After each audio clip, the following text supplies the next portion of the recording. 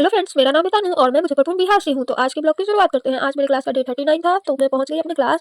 और आज हमारी क्लास में एंगेजमेंट का पोर्टफोलियो शूट था। तो ये रही मेरी आज की मॉडल। और यहाँ पे सबसे पहले मैं इनका हेयर स्टाइल बनाना शुरू करती हूँ, क्योंकि इनके हेयर थोड़े से मेसी थे तो इसमें टाइम लगने वाला था। तो सबसे पहले मैं इनके हेयर को बेसिक 4 सेक्शन में डिवाइड करती हूँ और फिर उसको स्ट्रेट करती हूँ। और जब स्ट्रेट हो जाता है, फिर जो बैक साइड के हेयर थे उनको मैं कर्ल करके वहाँ पे एक्सटेंशन ऐड करती हूँ। और उसके बाद फिर बारी आती है पफ एरिया की। तो मैं पफ एरिया को भी क्रिम्प करती हूँ और फ्रंट के हेयर्स को भी क्रिम्प करती हूँ। यहाँ पे मैं एक्सटेंशन ऐड कर रही थी। और उसके बाद फिर बारी आती है पफ एरिया की। तो यहाँ पे मैं सेक्शन बाय सेक्शन लेकर उसको क्रिम्प करती हूँ अच्छे से। और उसके बाद फिर बारी आती है फ्रंट की।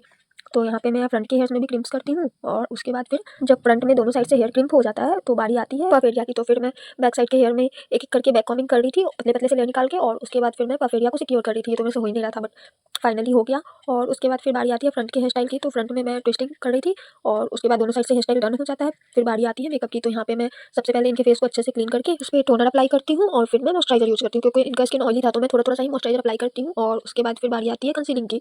तो इनके फेस पे कुछ ज़्यादा ही पिंपल्स वगैरह थे तो मैं अच्छे से कंसीलिंग करती हूँ। और उसके बाद फिर बारी आती है फाउंडेशन की। तो यहाँ पे मैं फाउंडेशन को लगाकर और उसको फिर अच्छे से ब्लेंड करती हूँ। और फिर बारी आती है कॉन्टोर की। तो यहाँ पे मैं कॉन्टोर करती हूँ। उसके बाद फिर मैं ब्लश अप्लाई करती हूँ और ब्लश को अच्छे से ब्लेंड करती हूँ। फिर मैं हाईलाइटिंग करती हूँ। और उसके बाद जब हाईलाइटिंग डन हो जाता है फिर बारी आती है पाउडर लॉकिंग की। तो यहाँ पे मैं सबसे पहले इनके अंडर आइज पे पाउडर लॉकिंग करती हूँ, क्योंकि वहाँ पे नहीं बहुत ज़्यादा लाइंस बने होते हैं।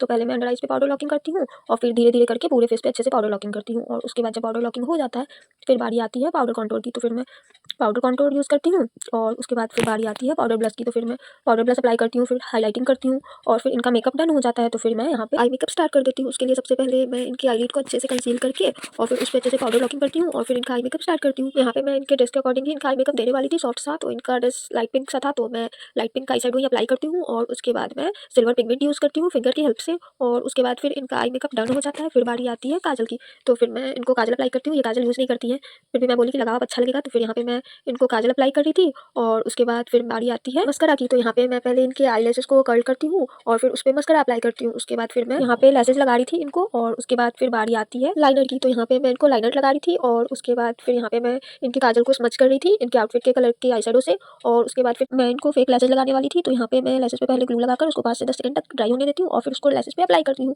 और उसके बाद फिर बारी आती है आईब्रो की। तो यहाँ पे इनके आईब्रो बने हुए नहीं थे तो मैं उसको पहले स्पूली की हेल्प से शेप देती हूँ और फिर उसको थोड़ा थोड़ा करके फिल करती हूँ। और उसके बाद जब इनका आईब्रो डन हो जाता है फिर बारी आती है लिपस्टिक की। तो यहाँ पे मैं पहले आउटलाइनिंग करती हूँ लिप लाइनर से और उसके बाद फिर मैं लिपस्टिक अप्लाई करती हूँ। और यहाँ पे मैं नेक एरिया पे भी थोड़ा सा फाउंडेशन अप्लाई करके उस पर पाउडर लॉकिंग करती हूँ, क्योंकि ये बहुत इंपॉर्टेंट है। और उसके बाद फिर यहाँ पे फाइनली मैं फिक्सर यूज़ करके इनको सारा इनका ज्वेलरी पहनाती हूँ और फिर हेयर में जो भी एक्सेसरीज लगाने होते हैं वो लगाती हूँ। और ये रहा इनका फाइनल लुक, जो कि कुछ ऐसा निकल कर आया था। और उसके बाद फिर हम लोग थोड़े से फोटोशूट करते हैं और उसके बाद बारी आती है ये सब उतारने की। और उसके बाद फिर हम सब चले जाते हैं अपने अपने घर। तो आज का ब्लॉग यहीं पे खत्म होता है। मिलते हैं कल एक और न्यू ब्लॉग के साथ, तब तक के लिए बाय बाय।